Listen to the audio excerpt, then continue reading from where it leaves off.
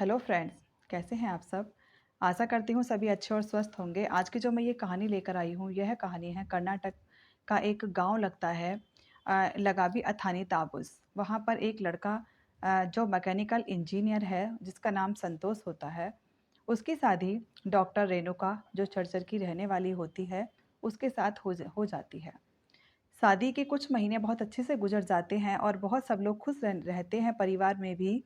उसके बाद में जब लगभग 1 साल बीत जाता है, तो मोहल्ले वाले, पड़ोस वाले सभी उनसे कहने लगते हैं कि अभी तक तुम्हारे घर में कोई नया मेहमान नहीं आया है, ऐसे कब तक चलेगा? तो वो कहते हैं कि कोई बात नहीं, अभी तो 1 साल ही हुआ है, लेकिन मोहल्ले मोहल्ले पड़ोस वाले जो होते हैं, वो इंजीनियर की पत्नी को ताना देते हैं, उनके माँ-बाप को भी ताना देने लग जाते हैं, जैसे कि आजकल इंसानों की फितरत होती है। अच्छाई के लिए कोई कहे ना कहे, लेकिन बुराई को कहीं नहीं छोड़ते हैं। तो वो जबकि किसी के हाथ में नहीं होता, ये सब भगवान के हाथ में होता है कि कब किसके यहाँ पर नया मेहमान आने वाला है। उसके बाद में फिर वो लड़का जो होता है, वो इंजीनियर, वो वहाँ से अपनी ड्यूटी पर चला जाता है और ड्यूटी पर जाने के बाद में भी वो उससे मतलब कहने लगता है कि सितारापुर में वो कार्यरत होता है। तो वो अपनी बीवी से बातें करना, उसके साथ में अच्छे से मतलब बातें करता था और उसे कोई शिकायत नहीं थी। लेकिन जो माँ-बाप होते हैं, जब भी उस लड़के से बात करते हैं फ़ोन पर, तभी वो उससे कहते हैं कि बेटा, हमें घर में नन्हा मेहमान चाहिए, मोहल्ले पड़ोस वाले रिश्तेदार सब ताना दे रहे हैं और ऐसे तो काम चलने वाला है नहीं। तो लड़का कहता है कि तुमने इसे मेरे गले बाँधा है, मैं अपने सपने आप तो लेकर नहीं आया हूँ और मैं इसमें क्या कर सकता हूँ?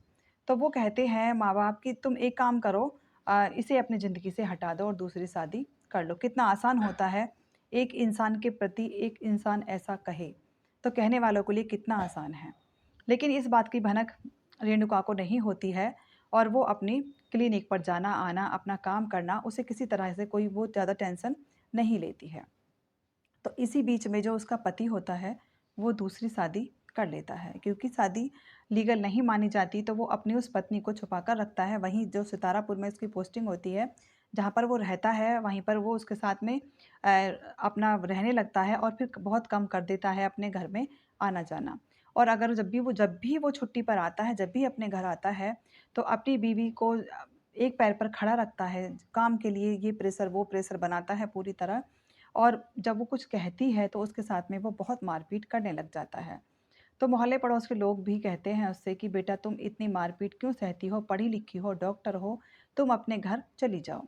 तब वो कहती है कि मैं अपने घर नहीं जाऊँगी, चाहे ये मुझे अपने हाथों से जान से ही क्यों ना मार दें। वो इस तरह की जिद रेणुका पकड़ लेती है और फिर एक दिन ऐसा होता है, सास-ससुर जो दोनों होते हैं, वो उससे कहते हैं रेणुका से कि रेणुका, चलो मंदिर में चलते हैं और हमारे जो गाँव के पास में एक मंदिर है, वहाँ पर जाकर मन्नत माँगने से सभी मन्नतें पूरी हो जाती हैं। उसे कुछ नहीं पता होता और वो सास के साथ में मंदिर चली जाती है। तो मंदिर पर जानबूझकर सास बहुत ज़्यादा देरी कर देती है और उधर बेटे से उसकी प्लानिंग चल रही होती है। तो बहुत देर हो जाती है, तो वो कहती है कि माँ जी, अब घर चलिए, बहुत देर हो गई है, शाम हो गई, हमें खाना भी बनाना है, अपने घर का काम भी करना है। तो वो कहती है कोई बात नहीं, हम चले जाएँगे। तो वो मंदिर में इधर-उधर जाकर सारा समय बर्बाद कर देती है और रात हो जाती है। रात को जब 9 बज जाते हैं, तो वो कहती है कि अब तो चलोगे, अब क्या जाएँ, अब तो व्हीकल ही नहीं है। एक काम करती हूँ, तेरे ससुर को बुला लेती हूँ।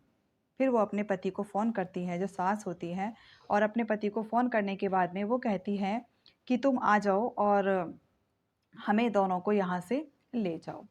और वो वहाँ से आते हैं और आने के बाद में उन्हें अपनी पत्नी को और अपनी बहू को, दोनों को बाइक पर बिठाकर ले जाते हैं।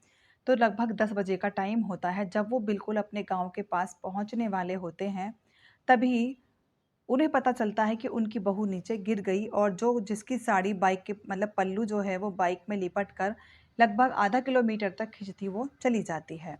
वो वहाँ पर बहुत तेज़-तेज़ चिल्लाते हैं, शोर मचाते हैं, दोनों निकलने वाले, रास्ते से जाने-आने वाले वहाँ पर रुक जाते हैं और वो गाँव के कितने लोगों को फ़ोन करके बुला लेते हैं। तो ये जो कहानी है, ये 18 मई जो ये हादसा होता है, 18 मई 2025 का है, लगभग रात के 10 बजे होते हैं। तो वहाँ पर जो महिला होती है, उनका नाम जयश्री होता है और जो उनकी पुरुष होते हैं, जो ससुर होते हैं, उनका नाम होम कांडे होता है। तो वो जब गांव वाले वापस वहां पर आकर आते हैं, भीड़ लगा लेते हैं, तो वो ये देखते हैं कि बहू काफी दूर तक घिसट गई है और उसको बहुत ज्यादा चोटें आई हैं। और लग लग रहा था कि उसमें शायद अब जान भी नहीं बची है। सभी लोग मिलकर उसे हॉस्पिटल में लेकर जाते हैं। और जब हॉस्पिटल में ले जाते हैं, तो वहां पर जाने के बाद में वो दम तोड़ देती है। दम तोड़ने के बाद में फिर उसका पोस्टमार्टम किया जाता है। घर वालों को ये नहीं पता था कि ये पुलिस केस बन जाएगा, क्योंकि उन्होंने तीनों ने मिलकर बड़ी साजिश के साथ में ये बनाई थी कि साड़ी का पल्लू बाइक में फंसेगा और वो गिरकर मर गई, क्योंकि बहू को पीछे बिठा के रखा हुआ था। इसी बीच जब पोस्टमार्टम की रिपोर्ट आती है, तो वो सारा खुलासा कर देती है। तो पोस्टमार्टम की रिपोर्ट में ये पता चलता है कि बहू की गला दबाकर हत्या की गई है और फिर पत्थर से सिर पर किसी भी मतलब भारी चीज़ से उसके सिर पर वार किया गया है, जिसकी वजह से उसकी मृत्यु हो गई है। एक पल नहीं लगता पुलिस को इस बारे में तहकीकात करने में या इस बारे में जानकारी लेने में, और वो तुरंत जाते हैं और जो जयश्री होती हैं और जो उनके हस्बैंड होते हैं, दोनों को वहाँ से उठाते हैं, उठाकर लाकर सीधा थाने में बिठाते हैं और बिठाने के बाद उनसे पूछताछ शुरू कर देते हैं। पूछताछ शुरू करने के बाद में उन दोनों को काफ़ी कड़ाई के साथ में, क्योंकि वो बुज़ुर्ग भी होते हैं, लेकिन फिर भी काफ़ी सख्ती के साथ जब उनके साथ पेश आया जाता है, तब वो कहते हैं कि दुनिया ज़माने के तानों से हम परेशान हो गए थे। हम क्या करते कि इतने दिनों से इसको एक भी बच्चा पैदा नहीं हुआ है, 1 साल से ऊपर इनकी शादी का समय हो गया है। और जो मेरा बेटा इंजीनियर है, जो दूसरी शादी कर चुका है। अब वो शादी लीगल तभी मानी जाएगी, जब ये दुनिया से चली जाएगी। और इसलिए हमने ऐसा किया, मैंने जानबूझकर वहाँ पर रात की, और रात के मुझे ये पता था कि ये सारी जो साजिश थी, इसमें लेडी का हाथ ज़्यादा होता है, कि मुझे पता था कि लगभग 10 बजे सभी यहाँ पर सन्नाटा छा जाता है हमारे गाँव के रास्ते पर, तो किसी को कुछ पता नहीं चलेगा। सेम हमारी जो साजिश होती है, उसी के मुताबिक ऐसा होता है कि वो महिला जो बहू होती है पीछे बैठी होती है, और मैं उसे धक्का दे देती हूँ।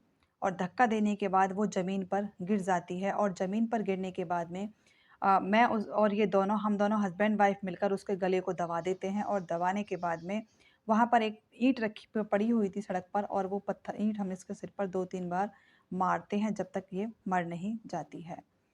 तो वो दोनों अपनी उसे कबूल लेते हैं अपनी गुनाह को, और फिर उसके पति जो इंजीनियर होता है सितारापुर में, उसको भी वहाँ से बुलवा लिया जाता है, और बुलवाने के बाद उसे भी अरेस्ट कर लिया जाता है। एक लड़की जो अपना सब कुछ छोड़कर इस परिवार के बीच में आई थी, और लोगों के कहने के बावजूद भी उसने ये कह दिया था कि मैं अपने घर नहीं जाऊँगी, चाहे ये लोग मुझे जान से मार दें।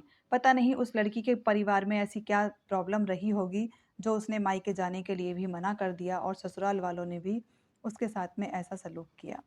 तो उनको कई धाराएँ उन पर लगाई जाती हैं, और तीनों को जेल भेज दिया जाता है, और उम्र कैद की सज़ा सुना दी जाती है।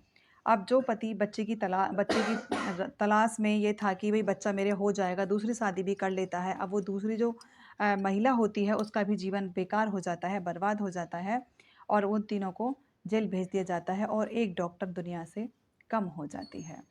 कहानी को सुनाकर किसी का मन दुखी या परेशान करने का नहीं है, सिर्फ़ इतना है कि जागरूक रहिए, सतर्क रहिए, और अगर मेरी कहानी अच्छी लगती है तो